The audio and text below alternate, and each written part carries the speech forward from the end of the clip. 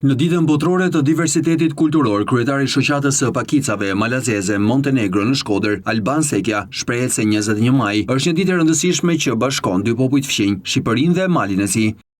Kjo është një ditë shfaq një mundësi të veçantë kulturore, është një urë bashkëpunimit edhe midis dy popujve. Populli malazez me popullin shqiptar kanë pothuajse të njëjtat zakone, të njëjtat tradita, pothuajse të njëjtën kulturë të tyne. Kjo është një ditë që e forcon më tepër lidhjen e tyne kulturore midis këtyre dy popujve.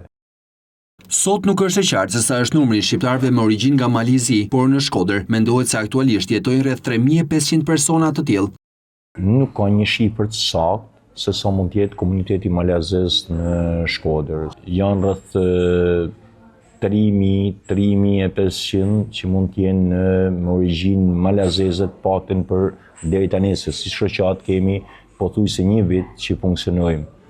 Dhe nga shifrat e deri tashme janë 3.500 persona që deklarohen me origjinë malazeze, pavarësisht se me censusin nuk kishin hapësina më shpreh edhe mënyra e marrjes pyetësorit, ishte disa kleçka të tyne, domethënë që ne kena bërë ditën ata kleçka që ka pas pyetësori.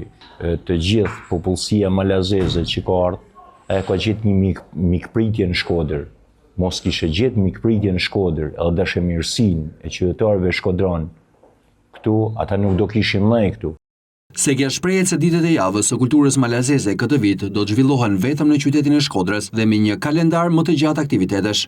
Shoqata jonë është duke vepruar gjithmonë me aktivitete të ndërthurura bashkë me institucione të ndryshme, siç u bolle vitin e kaluar, për njohjen e traditave dhe të kulturës të vendeve. Vitin e kaluar, përmbyllja, dita e javës kulturore, përmbylljes së javës kulturore është bën në Shkodër.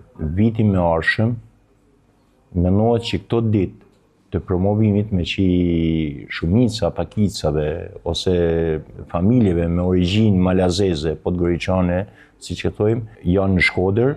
Atëherë këto ditë kemi marrë dhe okay nga Ministria e Kulturës së Malit të Zi që këto ditë do shtihen shumë më gjatë në Shkodër e jo të fokusohen vetëm në Tiranë.